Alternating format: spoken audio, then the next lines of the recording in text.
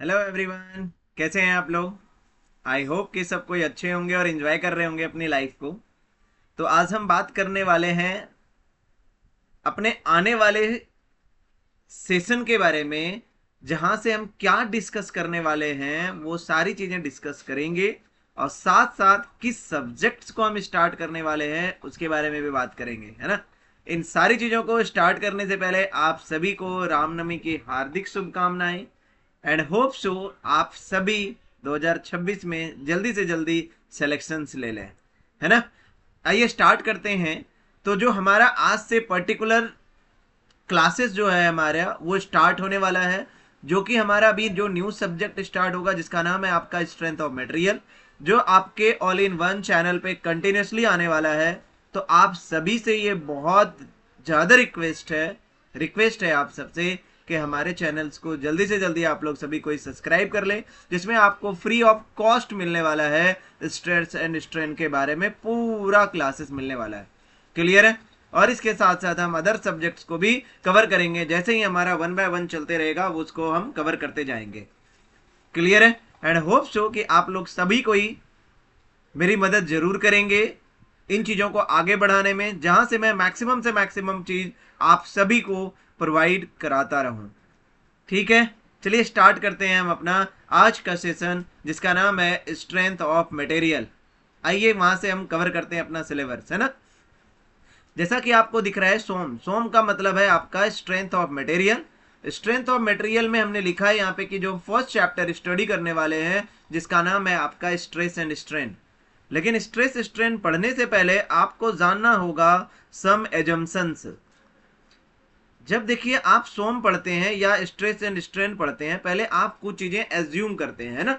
Assume क्या किया हमने उसके बारे में पहले अपने को जानना जरूरी है कि स्ट्रेस एंड स्ट्रेन अगर हम किसी मटेरियल पे अप्लाई कर रहे हैं, स्ट्रेस एंड स्ट्रेन जानना है अपने को किसी मटेरियल के बारे में, तो सबसे पहले क्या मटेरियल था, क्या एजम्पशंस था, इसके बारे में अपने को पूरी कहानी जाननी है। क्लियर है। आइए देखते हैं एक एक करके।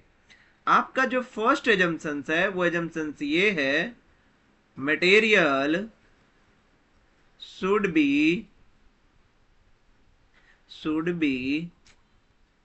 homogeneous and isotropic।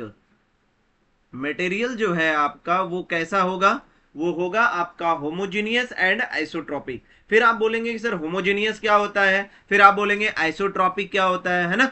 आइए इसको साथ साथ पैरेलली हम चेक करते जाएंगे, what is homogeneous and what is isotropic. Clear है। And what is homogeneous and isotropic.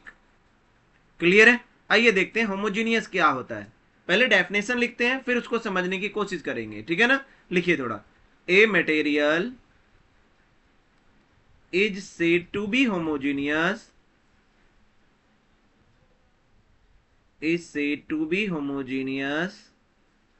when elastic property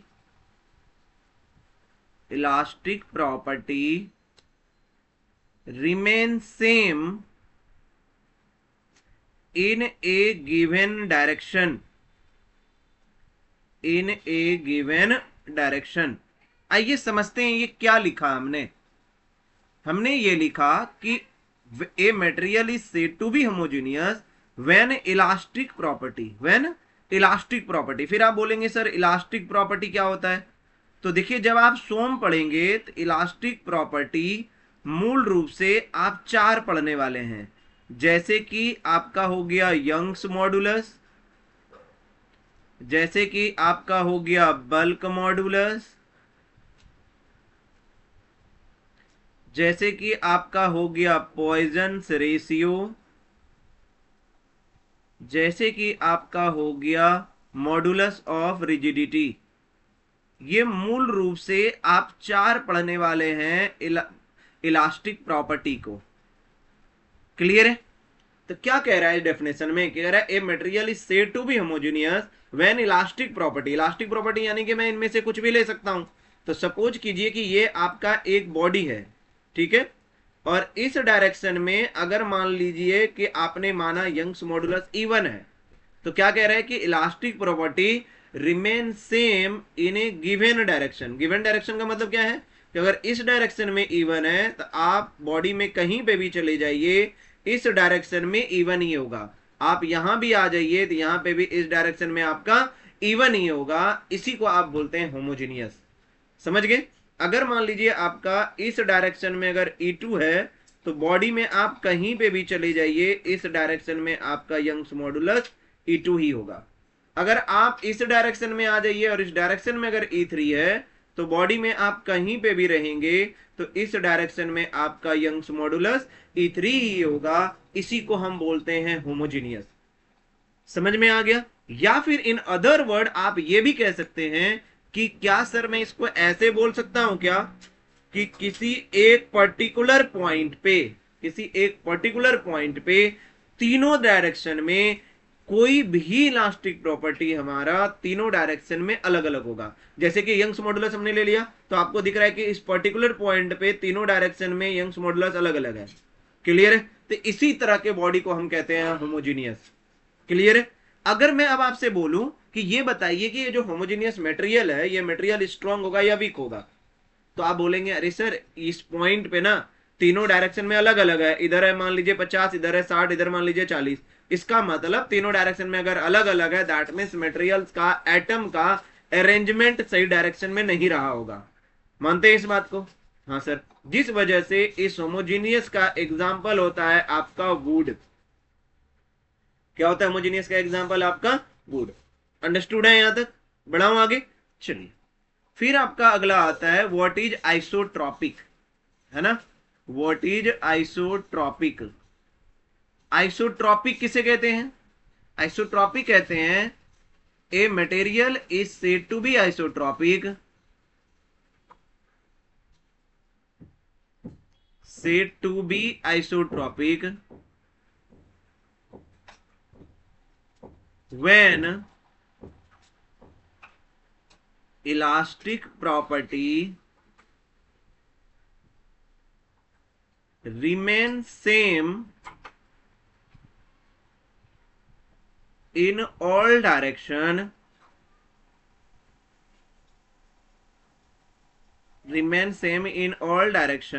at a given point। समझिए इसका मतलब क्या है। मान लीजिए कि ये आपका बॉडी है ना, आप इस पॉइंट के बारे में बात कर रहे हैं तो क्या कह रहा है हमारा डेफिनेशन आइसोट्रॉपिक का? क्या कह रहा है कि अगर इलास्टिक प्रॉपर्टी रिमेन सेम है इन ऑल डायरेक्शन में, इसका मतलब क्या है कि अगर इस डायरेक्शन में यंग्स मॉडुलस इवन है तो इस डायरेक्शन में भी यंग्स मॉडुलस इवन ही होगा और इस डायरेक्शन में यंग्स मॉडुलस भी इवन ही होगा। समझ में आ गया?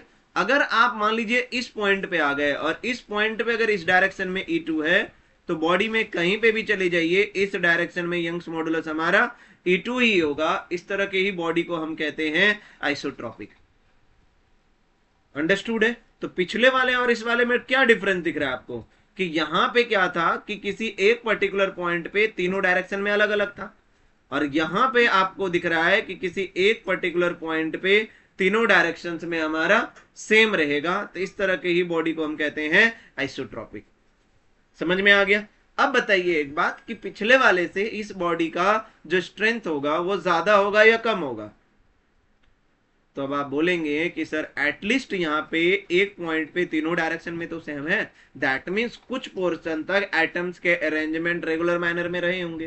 दैट मीन्स उससे ये वाला बॉडी जो होगा हमारा वो लिटिल बिट स्ट्रॉन्ग होगा, जिस वजह से एग्जाम्पल जो होता है आपका वो होता है प्लास्टिक।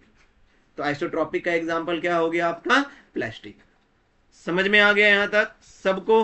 कोई दिक्कत हो तो आप लोग तुरंत, मैं जैसे इस वीडियो को YouTube पे डालूंगा, आप लोगों को अगर कोई भी डाउट हो इससे रिलेटेड आप तुरंत कमेंट सेक्शन में कर देना कि सर मुझे ये डाउट्स है, या फिर नंबर दिया गया है, आप लोग अगर चाहते हैं तो कुछ कॉल करके भी आप वहां से क्वेश्चंस क्लियर कर सकते हैं।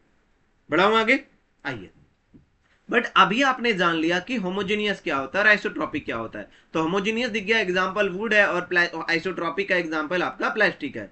लेकिन जब आप मटेरियल पढ़ते हैं ना तो आप स्ट्रेंथ ऑफ मटेरियल में ना तो आप लेते हैं वुड ना तो लेते हैं प्लास्टिक। दैट मीन्स आप मटेरियल लेते हैं जिसको आप दोनों को मिला दीजिए, मतलब homogeneous and isotropic. Homogeneous and isotropic, दोनों को मिला दीजिए। इसका मतलब क्या हो जाएगा, when elastic property remains same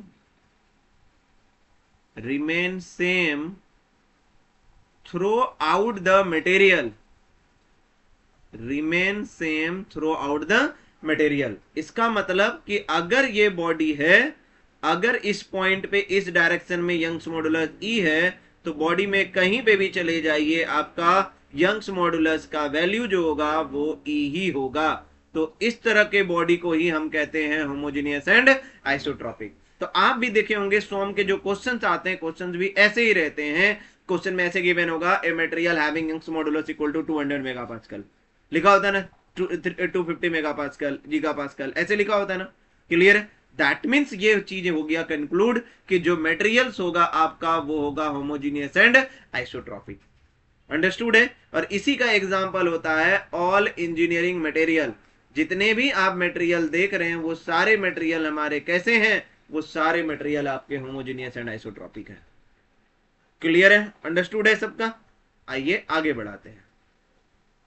number second assumption ये कहता है कि मटेरियल्स ओबे हुक्स लॉ।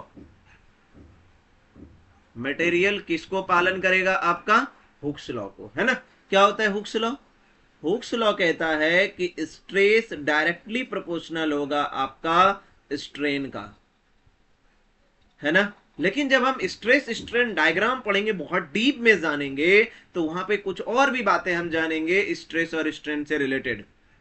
क्लियर है? आइए थोड़ा इसको और एक चीज देख लीजिए कि अगर ये हमारा स्ट्रेस है, प्रोपोर्शनैलिटी से इक्वलिटी में लाते हैं, तो यहां पे कॉफिशिएंट आता है जिसको कहते हैं ई इंटू स्ट्रेन, और यही जो आपका ई है, इसी ई को आप बोलते हैं यंग्स मॉडुलस। क्लियर हो गया? एक बेसिक के तौर पे, एजम्पशंस के तौर पे अभी तक यहीं पे बातें करेंगे ना। जैसे भी ये मैं आगे क्लास में इंक्रीज करते जाएंगे, वैसे वैसे इस चीजों को और डीप में एलिबरेट करते जाऊंगा आपके लिए। क्लियर अंडरस्टूड है सबका? चलिए आगे बढ़ाते हैं। थर्ड एजम्पशन कहता है material should be prismatic. Material कैसा होना चाहिए? हमारा प्रिज्मेटिक होना चाहिए। फिर आप बोलेंगे सर प्रिज्मेटिक किसे कहते हो आप, है ना। प्रिज्मेटिक किसे कहते हैं, समझिए बात को। प्रिज्मेटिक होता क्या है? मान लीजिए कि ये आपका एक बॉडी है, ठीक है। मान लेते हैं ये हमारा एक बॉडी है, और ये है बॉडी का लेंथ, मान लेते हैं एल, और ये है बॉडी का मान लेते हैं विड्थ। अगर मान लीजिए ये विड्थ है 3 मीटर और लेंथ है आपका 5 मीटर, तो आपको दिख रहा होगा जो विड्थ है वो पूरे लेंथ के लिए तो 3 मीटर ही है ना, कि अगर यहां पे अगर हमारा मान लीजिए 3 मीटर है, तो यहां पे भी लास्ट में भी 3 मीटर ही है। इसका मतलब क्या हुआ कि जो हमारा क्रॉस सेक्शन है वो पूरे लेंथ तक through out the length same है। तो अगर cross section through out the length same है, तो इस तरह के बॉडी को ही हम प्रिज्मेटिक बॉडी कहते हैं। क्लियर है? लिख देता हूं, if the cross section of the body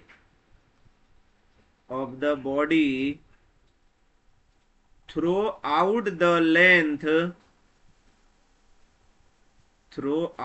length same, अगर बॉडी का cross section through out the length अगर सेम होगा, तो इस तरह के बॉडी को ही हम कहते हैं प्रिज्मेटिक बॉडी। जैसे फॉर एग्जांपल ले लू मैं बीम,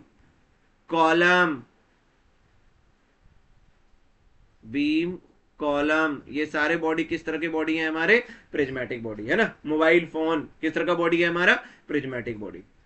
अंडरस्टूड हो गया यहां तक? बढ़े आगे, चलिए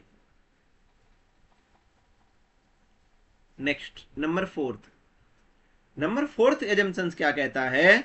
नंबर फोर्थ एजम्पशंस कहता है effect of true stress and true strain neglected. True stress और ट्रू स्ट्रेन के इफेक्ट को आप true stress and true strain के इफेक्ट को आप निग्लेक्ट कर दीजिए, ये कहता है फोर्थ एजम्पशन। और यहीं से मूल रूप से हमारी सोम की कहानी स्टार्ट होती है। क्लियर है? फिर बोलेंगे कैसे सर? वो ऐसे कि जब आप ट्रू स्ट्रेस ट्रू स्ट्रेन जानने के लिए जाएंगे तो फिर आप जानने की कोशिश करेंगे what is stress and what is strain. Clear है? तो यहां से मेन कहानी आपकी स्टार्ट होती है स्ट्रेस की। जब स्ट्रेस जान जाएंगे फिर आप बहुत अच्छे से जान जाएंगे ट्रू स्ट्रेस के बारे में भी, है ना। आइए देखते हैं क्या होता है स्ट्रेस के बारे में। सपोज कीजिए कि ये आपका एक बॉडी है, ये आपका एक बॉडी है, यहां पे आपने एक लोड लगाया पी अमाउंट का। तो हमें पता है कि अगर ये सॉलिड बॉडी है ना, तो अगर मैं इस डायरेक्शन में लोड लगाऊंगा तो जो सॉलिड बॉडी होती है वो कुछ ना कुछ अमाउंट ऑफ लोड को रेजिस्ट करता है। रेजिस्ट करता है यानी कि वो अपोजिट डायरेक्शन में कुछ ना कुछ फोर्स लगाएगा, है ना। बॉडी तुरंत तो इलोंगेट नहीं हो जाएगा आपका, इसका मतलब कि up to some limit of load वो क्या करेगा, रेजिस्ट कर लेगा। और जो भी अमाउंट ऑफ लोड रेजिस्ट करेगा, दैट मीन जो भी लोड ये अपोजिट डायरेक्शन में लगाता है, उसको हम कहते हैं इंटरनल रेजिस्टिंग फोर्स। क्या कहते हैं उसको? Internal resisting force. और अगर आप इसी इंटरनल रेजिस्टिंग फोर्स को एरिया से अगर आप डिवाइड कर दें, इस एरिया से अगर आप डिवाइड कर दें, तो यही कहलाता है आपका स्ट्रेस। क्लियर है? तो होप सो कि स्ट्रेस का मेन डेफिनेशन क्या है वो आपको समझ में आ गया होगा। किसे कहते हैं स्ट्रेस? स्ट्रेस कहलाता है internal resisting force per unit area. लेकिन यहां पे एक छोटा सा ट्विस्ट है। क्या ट्विस्ट है? छोटा सा समझिए बात को। जब आप सोम पढ़ेंगे या फिर आप इन जनरल भी अगर बातें करें, तो अगर आप ये जानने की कोशिश करेंगे कि कितना अपोजिट डायरेक्शन में हमारा लोड लगा होगा, तो इंटरनल रेजिस्टिंग फोर्स को कैलकुलेट करने के लिए ऐसा कोई सेंसर या डिवाइस बना ही नहीं है कि जिसको आप इस बॉडी पे चिपका दीजिए और इंटरनल रेजिस्टिंग फोर्स को आप कैलकुलेट कर लेंगे। यानी कि इंटरनल रेजिस्टिंग फोर्स को कैलकुलेट करने का आपके पास कोई जरिया नहीं है। तो साइंटिस्ट ने क्या किया, एक्सपेरिमेंटली इस रेजिस्टिंग फोर्स को इस एक्सटर्नल लोड P के बराबर कर दिया। वो भी याद रखिएगा, ये P के बराबर तभी रहेगा जब आप लगभग सेंटर पे रहेंगे। अगर आप कॉर्नर पे स्टडी करना चाहेंगे तो ये एक्सटर्नल लोड P के बराबर नहीं होगा। तो जो आपका स्ट्रेस का डेफिनेशन बन गया या फॉर्मूला बन गया, वो बन गया आपका लोड अपॉन एरिया, जो आप और हम सब दिन पढ़ते हैं। लेकिन अगर एग्जाम में आएगा या कोई पूछ लेगा तो ध्यान रखिएगा कि स्ट्रेस का पर्टिकुलर डेफिनेशन क्या है ना, internal resisting force per unit area. आइए इसका यूनिट जानते हैं। तो ये जो लोड है, लोड का यूनिट कितना हो जाएगा हमारा, न्यूटन। एरिया का यूनिट कितना हो जाएगा, मीटर स्क्वायर, है ना। तो यूनिट कितना हो गया, न्यूटन पर मीटर स्क्वायर। और इसी न्यूटन पर मीटर स्क्वायर को आप पास्कल भी कहते हैं। अंडरस्टूड है यहां तक सबका? कोई दिक्कत किसी को? आइए आगे बढ़ाते हैं। जैसे ही आप यहां से आगे बढ़ेंगे फिर आप जानने की कोशिश करेंगे स्ट्रेस के टाइप्स को। तो स्ट्रेस के दो टाइप होते हैं। पहला कहलाता है आपका इंजीनियरिंग स्ट्रेस और दूसरा कहलाता है आपका ट्रू स्ट्रेस। कहा था ना आपसे कि ट्रू स्ट्रेस आ जाएगा, आ गया। देखिए कुछ नहीं है, समझिए बात को, थोड़ा सा कॉन्सेप्ट जनरेट कर लेते हैं। मान लीजिए एक बॉडी है और इसका जो ये इनिशियल एरिया है ये मान लेते हैं ए नॉट। ए नॉट क्या है बाबू आपका, ये है आपका इनिशियल एरिया। और इसी पे हमने लोड लगाया था पी का, है ना। तो इंजीनियरिंग स्ट्रेस जो होता है इसको डिनोट करेंगे सिग्मा से। इस सिंबल को बोलते हैं बाबू सिग्मा। और स्ट्रेस इक्वल टू होता है हमारा लोड अपॉन इनिशियल एरिया। ये कहलाता है आपका इंजीनियरिंग स्ट्रेस। याद रख लेंगे, लोड अपॉन इनिशियल एरिया। लेकिन आपको पता है कि जब आप इस पे लोड लगाएंगे तो ये बॉडी आपका इलोंगेट कर जाएगा, है ना, इलोंगेट कर जाएगा आपका ये बॉडी। और अगर जितना भी इलोंगेट किया है उसके बाद आपको दिखेगा कि इसका क्रॉस सेक्शनल एरिया चेंज हुआ होगा। तो इसका ये जो क्रॉस सेक्शनल एरिया है, इस एरिया को बोलते हैं ए एफ। और इसको आप बोलते हैं फाइनल एरिया। क्लियर है? तो जो ट्रू स्ट्रेस होता है वो होता है आपका load upon final area. Clear हो गई यहां तक? तो कोई भी पूछेगा कि what is engineering stress and what is true stress, क्या बता देंगे आप? इंजीनियरिंग स्ट्रेस कहते हैं लोड अपॉन इनिशियल एरिया और ट्रू स्ट्रेस कहते हैं लोड अपॉन फाइनल एरिया। लेकिन फाइनल एरिया आपका कभी भी क्वेश्चंस में गिवन नहीं होगा, जिस वजह से आप ट्रू स्ट्रेस को निग्लेक्ट करेंगे। बट इसको निग्लेक्ट करने के और भी कारण होते हैं जो कि कल की क्लास में मैं डिस्कस करके बताऊंगा। दूसरी बात, आप जब आप गेट के क्वेश्चन देखेंगे ना, वहां पे फाइनल एरिया तो वैसे भी कहीं गिवन नहीं होगा, लेकिन एक और तरीका होगा मेरे पास जहां से मैं ट्रू स्ट्रेस को कैलकुलेट कर पाऊं, तो कल की क्लास में वो प्रूफ करके भी मैं आपको दिखाने वाला हूं। क्लियर है? कल की नहीं, मतलब अगले इस सेशन में, आपका नेक्स्ट वीडियो में वो चीज आपको मिल जाएगा। छोटे छोटे वीडियो करके ही डालूंगा जहां से आप इन चीजों को कवर कर पाए बहुत आसानी से और डाउट्स भी अपना क्लियर कर पाए। क्लियर है? आइए, तो ट्रू स्ट्रेस समझ में आ गया ना, एजम्पशंस के बेसिस पे खत्म हो गया ट्रू स्ट्रेस। फिर आता है हमारा ट्रू स्ट्रेन वाला। तो ट्रू स्ट्रेन को जानने से पहले अपने को जानना होगा व्हाट इज स्ट्रेन, है ना? आइए समझते हैं। कुछ नहीं है ये सब, बस मोह माया है। इधर ध्यान दीजिए। जैसे मान लेते हैं ये बॉडी है, इसका लेंथ है आपका एल नॉट। एल नॉट कहलाता है आपका इनिशियल लेंथ। क्लियर है? क्या कहलाता है हमारा? Initial length. आपने इस पे एक लोड लगा दिया पी का, तो हमें पता है कि जब लोड लगाएंगे, इधर फिक्स है हमारा, जब लोड लगाएंगे तो बॉडी में इलोंगेशन होगा, है ना? इलोंगेशन होगा, और जितना लेंथ इसका बना है इलोंगेट होके, उस लेंथ को बोल दिया है हमने एल एफ। तो एल एफ आप बोल दीजिए, एल एफ आपने बोला है फाइनल लेंथ को। क्लियर है? तो जो आपकी लंबाई चेंज हुई है वो इतना सा ही पोर्शन चेंज हुआ है। आप बोलेंगे हाँ सर, और इसकी वैल्यू कितनी होगी? वो होगी L F minus L not. सही बात है, यहां से यहां तक था आपका एल एफ, है ना? ये था पूरा कितना? L F. तो एल एफ में एल नॉट को माइनस कर देंगे तो ये निकल जाएगा, और इसी को आप बोलते हैं change in length. Change in length. तो अगर आप इसी चेंज इन लेंथ को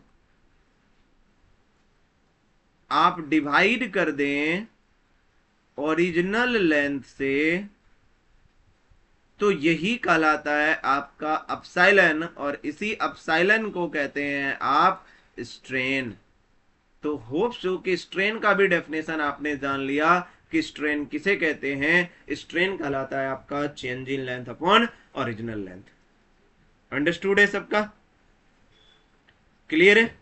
चलिए, तो स्ट्रेन आपने जान लिया। Strain is nothing but it is defined as the ratio of change in length to the original length. लेकिन जब आप यही स्ट्रेन का टाइप जानने के लिए जाएंगे तो आपको पता चलेगा कि स्ट्रेन के भी दो टाइप्स होते हैं। पहला कहलाता है आपका इंजीनियरिंग स्ट्रेन और दूसरा कहलाता है आपका true strain.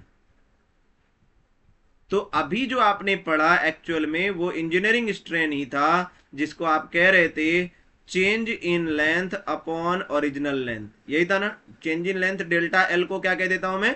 Change in length. तो change in length upon original length जो होता है वो इंजीनियरिंग स्ट्रेन होता है। और ट्रू स्ट्रेन क्या होता है? इसको आप साइलेंट टी से डिनोट करते हैं, और ये होता है आपका change in length upon final length. Clear है? What is difference between engineering strain and true strain? Understood है? चलिए, तो आज के सेशन में हमने एजम्पशंस को खत्म कर लिया कि हमारा एजम्पशंस क्या था, इसके बारे में बहुत अच्छे से हमने डिस्कस कर लिया। जहां से फोर्थ एजम्पशन था हमारा effect of true stress and true strain are neglected. Clear है?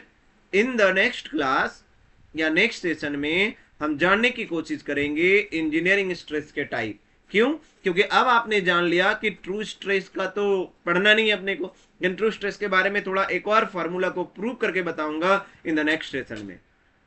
क्लियर है? तो आप सबसे बस एक रिक्वेस्ट है, इस वीडियो को आप ज्यादा से ज्यादा लोगों को शेयर कर दें, और आप लोग चैनल को जरूर सब्सक्राइब कर लें, ताकि आने वाले टाइम में आप सभी को जो भी नई नई वीडियो आते रहे वो सारा आपको मिल जाए, और फ्री ऑफ कॉस्ट आपको स्ट्रेंथ ऑफ मटेरियल जानने का भी मौका मिल जाएगा। क्लियर है? ठीक है, चलिए मिलते हैं नेक्स्ट डे।